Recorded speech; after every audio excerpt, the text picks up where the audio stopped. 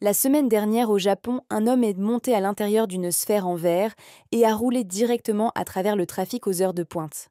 En Pologne, un vélo sans aile a soulevé un pilote à 600 pieds grâce à une technologie qui ne devrait pas exister.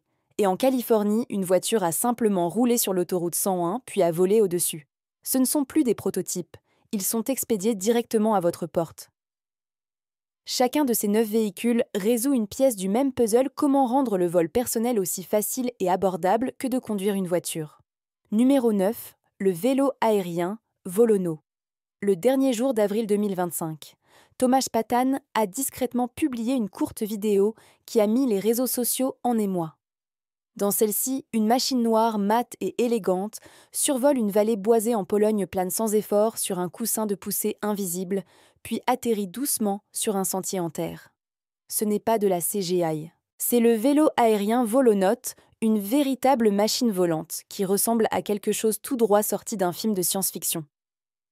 Athan, le cofondateur de Jetson One, a passé 2 ans à le développer dans le plus grand secret.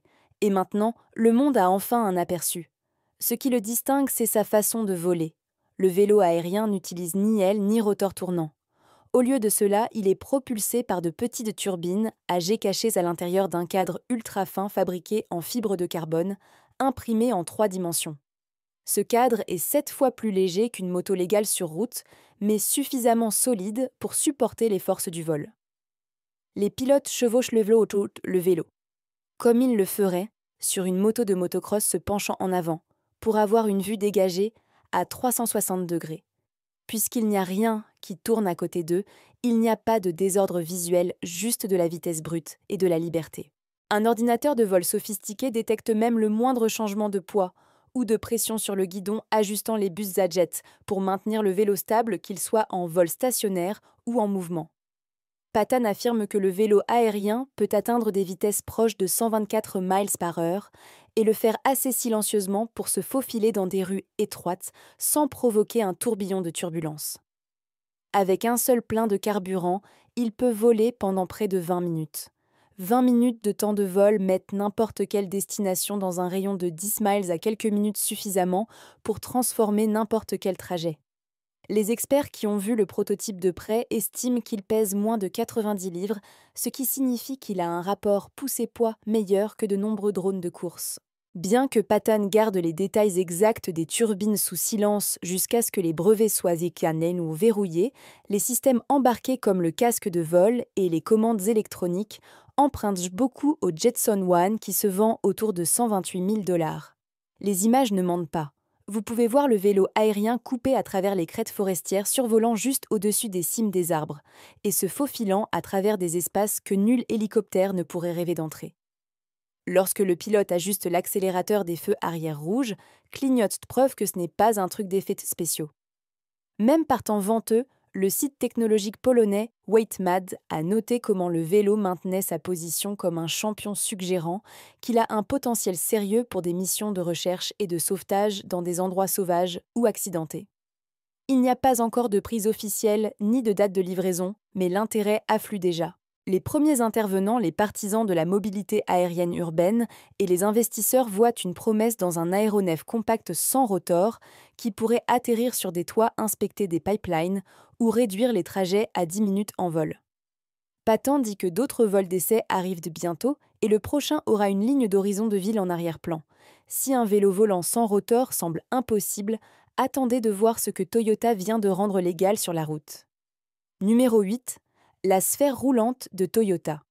Toujours en avril 2025, quelque chose de vraiment étrange et brillant est sorti sur une aire d'essai à Aichi au Japon.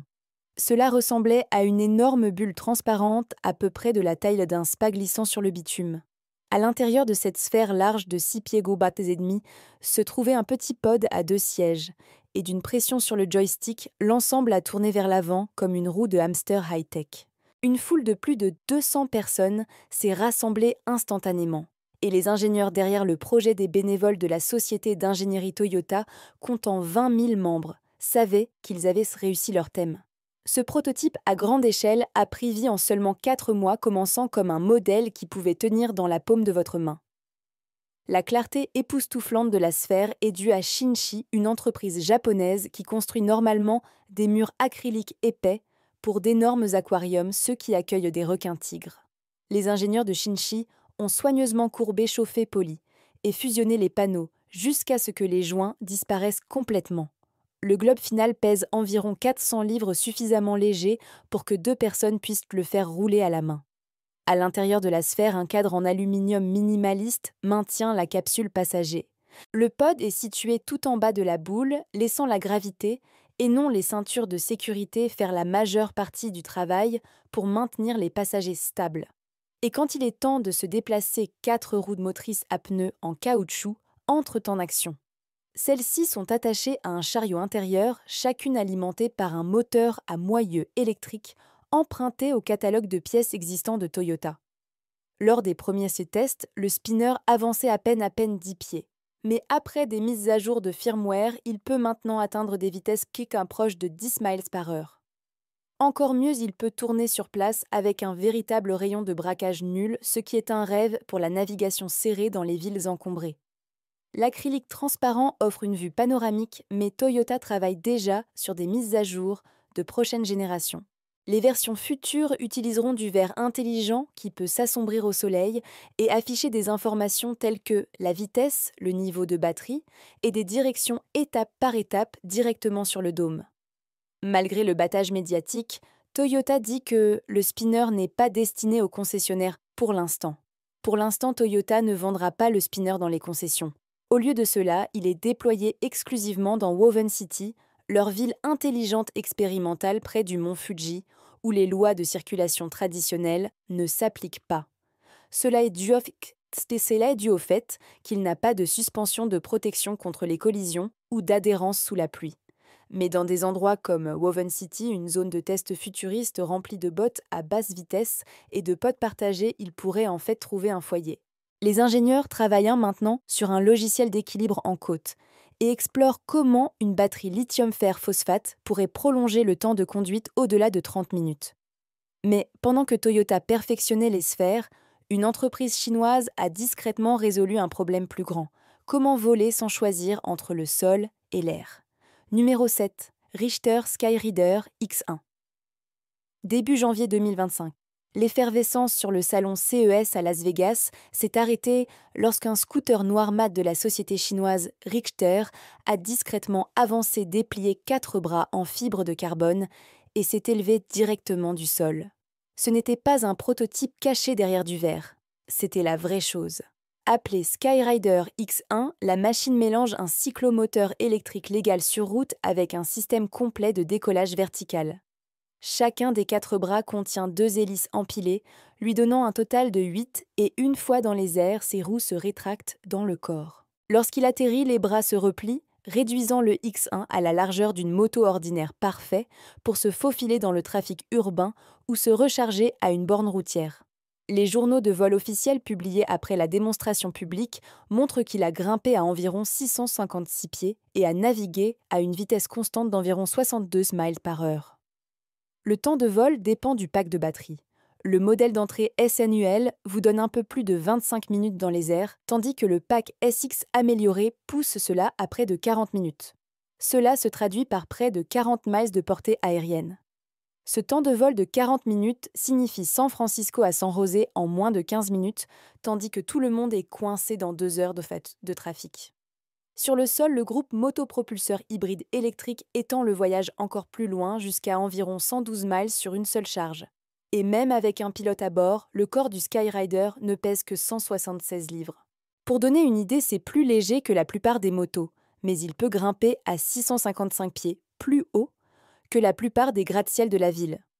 Fabriqué à partir d'un mélange de fibres de carbone et d'aluminium, il est léger mais robuste, capable de soulever une charge de 264 livres grâce à ses moteurs à moyeu à couple élevé.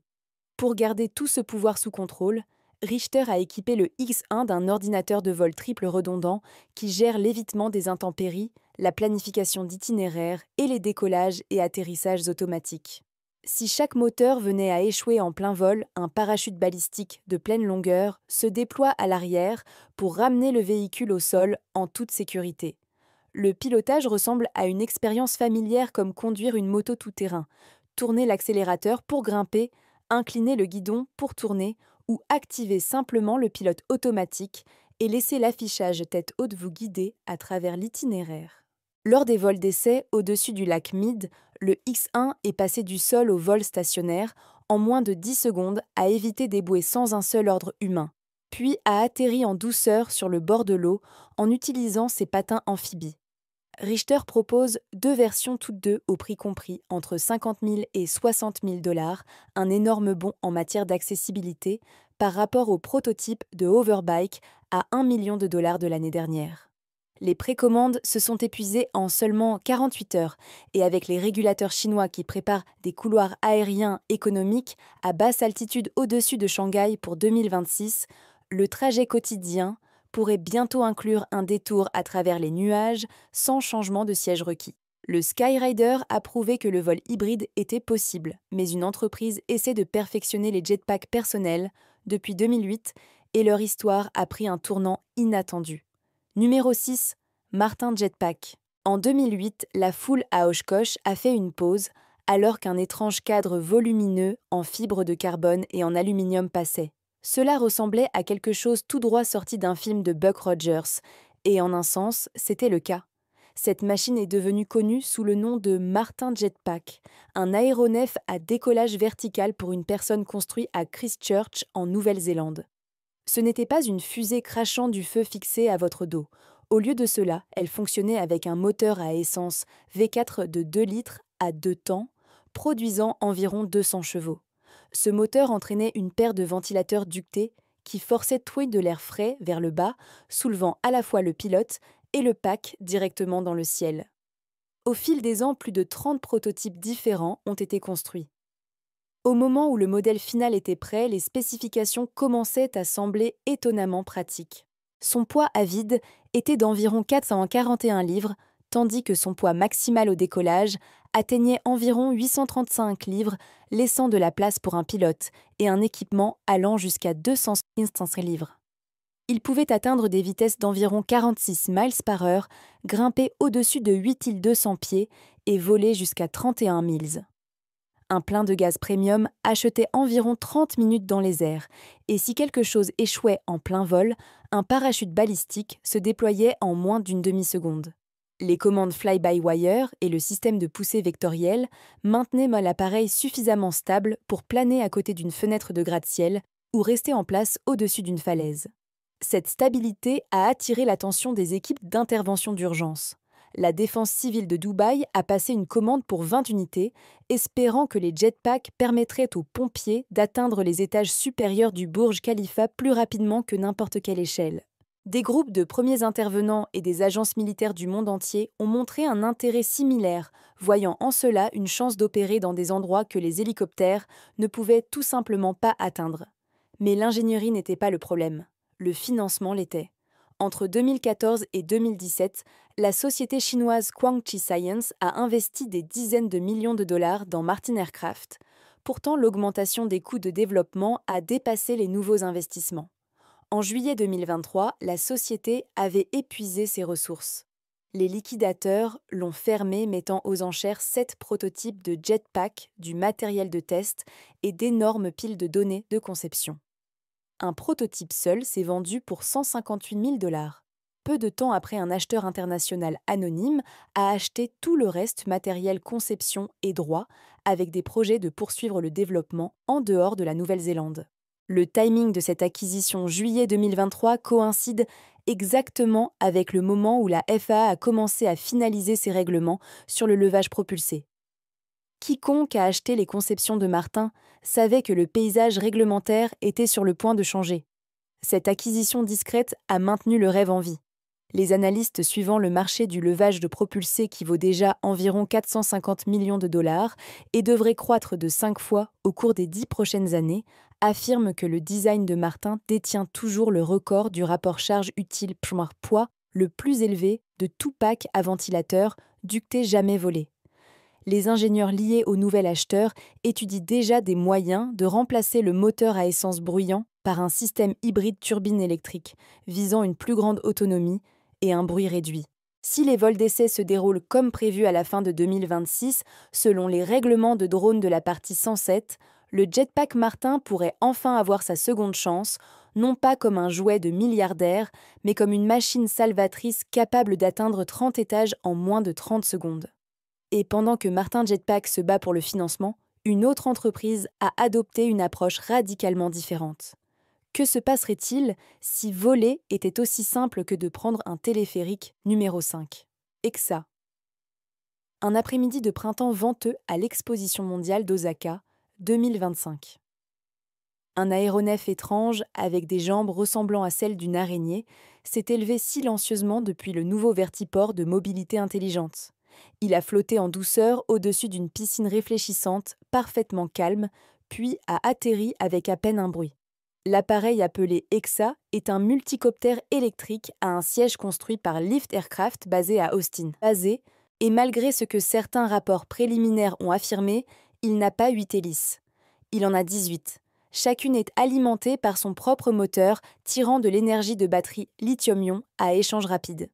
Ce système donne à EXA environ 15 minutes de temps de vol, plus une réserve naviguant à des vitesses allant jusqu'à 63 miles par heure et atteignant des hauteurs proches de 1200 pieds. L'ensemble du cadre est fabriqué en fibre de carbone, équipé de flotteurs et comprend un parachute balistique. Tout cela reste sous la limite de poids de 254 livres, fixée par la règle PAR 103 de la Federal Aviation Administration. Cela signifie que quiconque aux États-Unis peut voler légalement après avoir suivi une courte formation en réalité virtuelle. Pas besoin de licence de pilote. Le Japon a en fait pris de l'avance. En mars 2023, Lyft et le géant commercial japonais Marubeni ont effectué les premiers vols eVTOL habités du pays près de la baie d'Osaka. Ils ont montré que le niveau de bruit de EXA restait en dessous de 65 décibels à 50 mètres, à peu près le même volume qu'une conversation normale. Depuis lors, plus de 200 personnes âgées de 16 à 72 ans ont été formées en utilisant des simulateurs de VR conçus pour correspondre aux commandes à joystick unique de EXA. La plupart des premiers psy-pilotes disent que cela ressemble plus à jouer à un jeu vidéo qu'à piloter un aéronef, et le système de vol à triple redondance gère discrètement les aspects difficiles, comme la stabilité et la gestion de la batterie en arrière-plan. Lyft ne vend pas ses aéronefs au public. Au lieu de cela, il les exploite comme des manèges aériens. En mars 2024, des vols ont été lancés en Floride à environ 250 $ par session. Maintenant, les invités de l'Expo d'Osaka peuvent réserver des vols de 10 minutes à travers la ligne d'horizon directement depuis le vertiport. Pour le rendre entièrement accessible, les organisateurs ont également introduit la valise AI, une valise roulante autonome qui guide les visiteurs jusqu'à la zone de lancement en utilisant des instructions vocales, s'assurant que les voyageurs voyants et malvoyants peuvent profiter du voyage. Le fondateur Matt Chasson dit que l'entreprise cartographie déjà des zones de vol permanentes dans des endroits comme Lake Tahoe Austin et Okinawa. Pensez à cela comme un parc de tyroliennes mais dans le ciel. Même si jusqu'à 6 moteurs échouent, EXA reste en vol. Et dans le pire des scénarios, le parachute se déploie en moins de 0,6 secondes. Avec les nouvelles réglementations sur le levage propulsé de la FAA qui se mettent en place cette année, des milliers d'aéronefs comme celui-ci pourraient partager le ciel dans des corridors à basse altitude d'ici la fin de la décennie. EXA a fait voler comme un jeu. Mais pour ceux qui veulent te conduire jusqu'à l'aéroport et sauter complètement le terminal, il y a maintenant une solution à ce vieux problème. Numéro 4. H-Alva Liberty. Des observateurs à l'aéroport international de Brita sont restés silencieux alors qu'un coupé à 3 roues, au look étrange, roulait sur la route de service, déployait son bras. Arrière dépliait un immense rotor de 35 pieds et s'élevait lentement dans les airs dans une spirale lente et régulière. Le vol a eu lieu le 3 juin 2025, et ce n'était pas juste un test, cela marquait une étape majeure.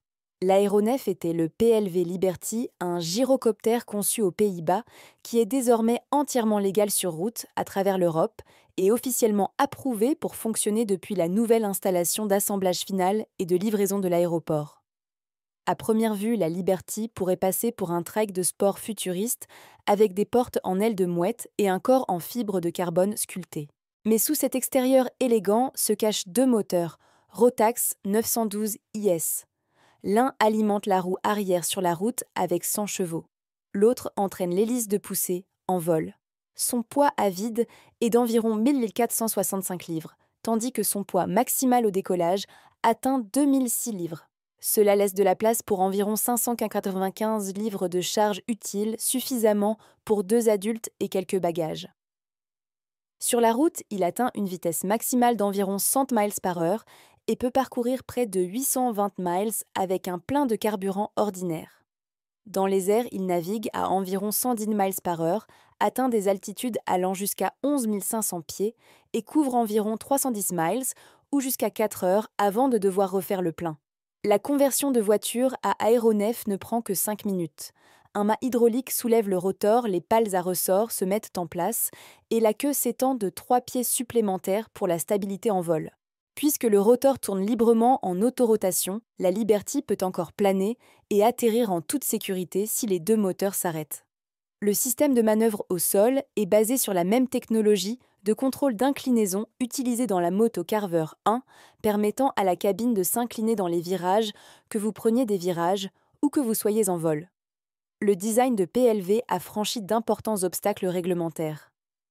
À la fin de 2024, l'Agence européenne de la sécurité aérienne a finalisé sa base de certification et en avril 2025 a émis une objection technique formelle, un feu vert pour les tests de vol finaux et l'approbation de type plus tard cette année.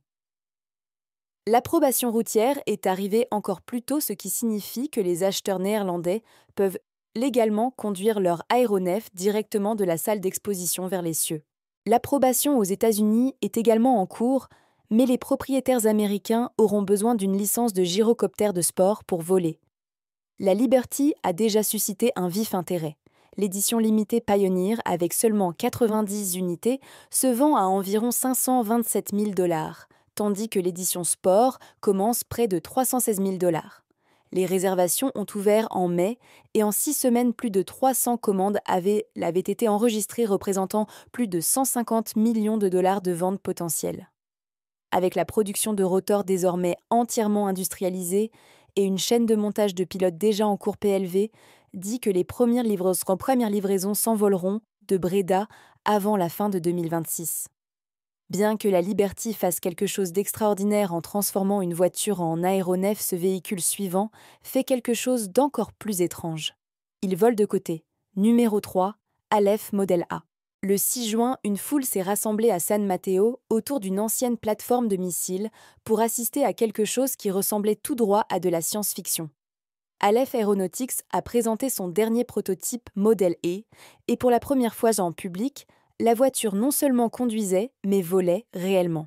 Le coupé élégant recouvert de mailles a glissé le long de la route d'accès comme n'importe quel véhicule électrique silencieux.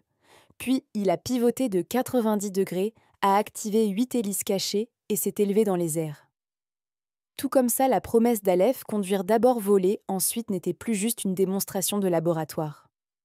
Ce vol est survenu près de 2 ans après que la Federal Aviation Administration a accordé à Aleph le tout premier certificat de navigabilité spéciale pour un aéronef électrique à décollage vertical légal sur la route, leur permettant de voler sur des itinéraires d'essai au-dessus des terres agricoles de Californie et Sanchez.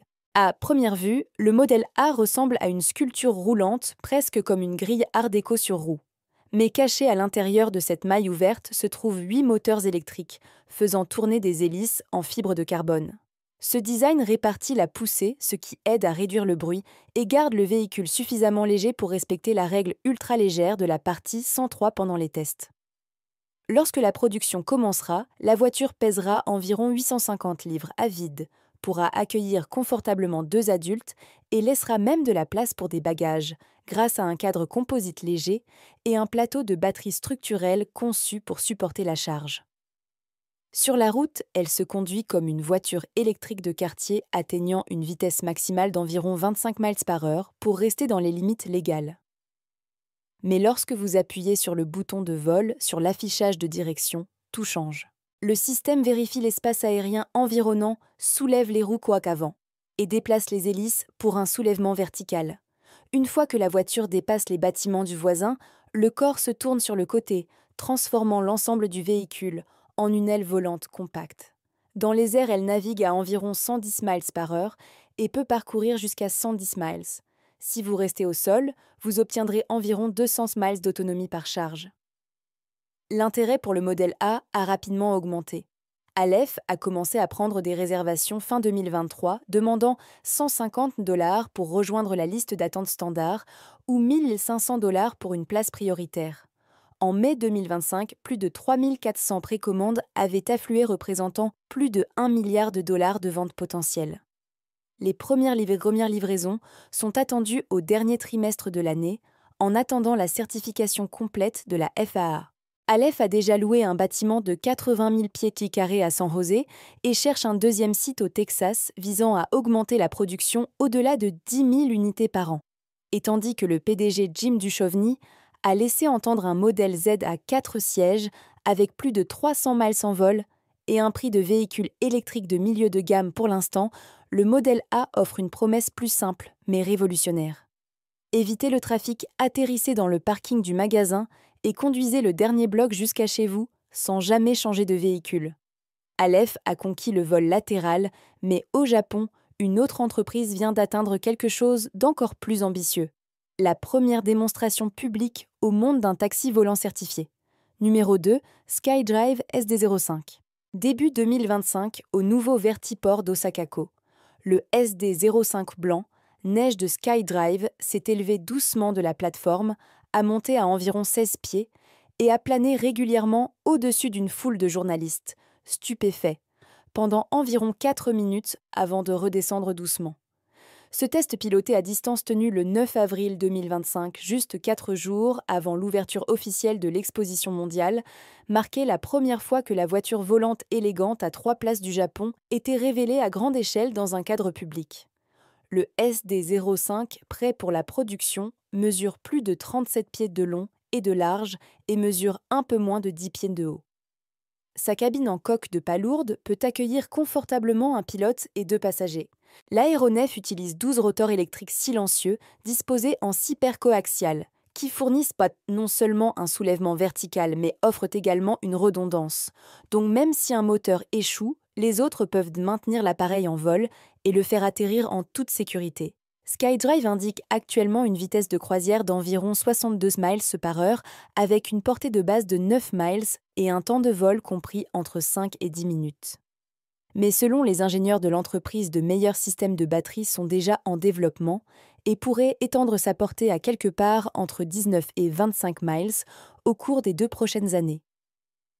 À l'intérieur du pavillon de la station de mobilité aérienne avancée, les visiteurs peuvent monter monter dans un modèle réduit à taille réelle du SD05 avec de grandes fenêtres panoramiques et des sièges légers en composite fabriqués par NHK Spring.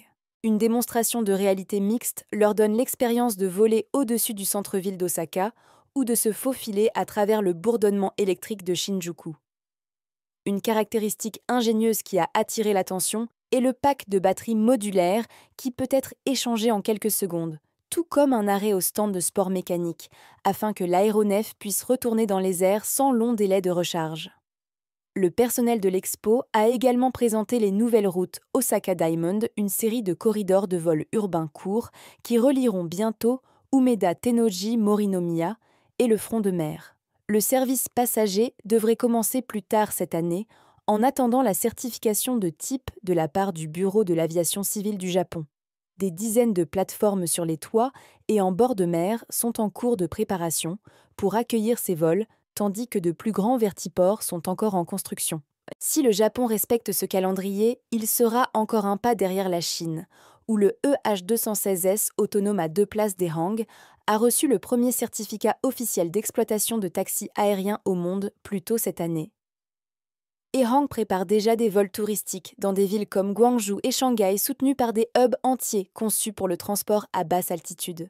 Mais SkyDrive n'est pas étranger aux premières.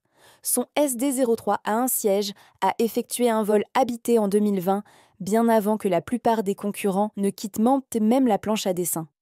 Maintenant partenaire de Suzuki pour la fabrication à grande échelle, l'entreprise a construit un aéronef plus lourd et plus rapide, et le public est prêt à décoller avec lui. Mais chaque véhicule jusqu'à présent nécessitait soit des licences SAC spéciales, soit une portée limitée, soit des prix astronomiques. Cet aéronef vient de résoudre les trois. Numéro 1. Pivotal Helix. Juste après le lever du soleil le 4 mai, une foule s'est rassemblée devant le hangar de Pivotal à Palo Alto et a regardé quelque chose de vraiment différent prendre son envol. Un aéronef noir élégant s'est élevé verticalement, a incliné son nez vers l'avant et a glissé le long de la piste à environ 60 miles par heure. Si fluide et silencieux, cela ressemblait plus à un drone décollant qu'à un aéronef traditionnel. L'appareil, appelé Helix, ne rugit ni ne gronde. Au lieu de cela, 8 hélices électriques bourdonnent doucement tandis qu'il se déplace. Et pour de nombreux spectateurs, ce vol était le signe le plus clair que le vol personnel pourrait en fait être simple, sûr et réel. Helix a été conçu pour rester dans les règles ultra-légères de la Federal Aviation Administration, ce qui signifie qu'il est léger, rapide et ne nécessite pas de licence de pilote. Le corps en fibre de carbone. Les flotteurs et le parachute d'urgence maintiennent son poids à vide à environ 254 livres, juste en dessous de la limite légale, mais il est toujours capable de transporter un pilote pesant jusqu'à 220 livres. L'appareil peut naviguer à environ 63 miles par heure et avec sa batterie de 8 kWh, il vole pendant plus de 20 miles sur une seule charge. Une fois qu'il atteint 35 miles par heure, ses ailes fixes aident à porter la charge, améliorant la portée et l'efficacité. Contrôler le Helix est étonnamment intuitif. C'est un système fly-by-wire, donc pousser le joystick vers l'avant incline l'ensemble du cadre vers l'avant. Un réseau d'ordinateurs à triple redondance surveille en permanence la température des moteurs, la santé de la batterie et l'angle de vol. Si quelque chose va mal, le système prend le relais et initie un atterrissage automatique en douceur. Et si tout échoue, un parachute complet se déploie en moins d'une seconde. Avec une télémétrie en temps réel et des caméras d'atterrissage, la plupart des utilisateurs novices disent que cela ressemble plus à piloter un simulateur à haut de gamme qu'à voler dans un véritable aéronef. Pivotal a ouvert les commandes en ligne le 8 janvier 2024 avec un prix de base de 190 000 $ et un acompte requis de 25%. Les premières expéditions étaient initialement prévues pour le 10 juin, mais après que les premiers utilisateurs aient demandé des améliorations telles qu'un meilleur espace pour les jambes et un pare-soleil plus solide, l'entreprise a retardé les livraisons jusqu'au début de 2025 et a inclus les améliorations sans frais supplémentaires. Chaque acheteur de Helix suit un programme de 3 jours au siège de Pivotal en Californie, combinant une formation en réalité virtuelle avec 7 vols supervisés. Une fois que vous avez réussi l'examen final, vous êtes autorisé à voler et vous recevez un casque sur mesure ainsi que les clés. Un écrivain en aviation a qualifié cela de la licence de pilote la plus facile que vous n'ayez jamais eu besoin. Et ce n'est pas seulement pour les amateurs de sensations fortes. Les pompiers du comté de San Bernardino ont déjà testé le Helix dans des scénarios de sauvetage, découvrant qu'ils pouvaient traverser 20 miles d'autoroute embouteillée en moins de 20 minutes et atterrir dans un espace pas plus large qu'un camion de ramassage. Ces 9 véhicules prouvent que l'avenir n'est pas à venir. Il est déjà là avec des étiquettes de prix et des dates de livraison. La question n'est pas de savoir si vous volerez au travail un jour, c'est de savoir si vous serez prêt quand votre voisin le sera déjà. Lequel de ces véhicules feriez-vous confiance pour votre trajet? Faites-le nous savoir ci-dessous. Et rappelez-vous, chacun de ces véhicules était impossible jusqu'à ce que quelqu'un ignore les règles.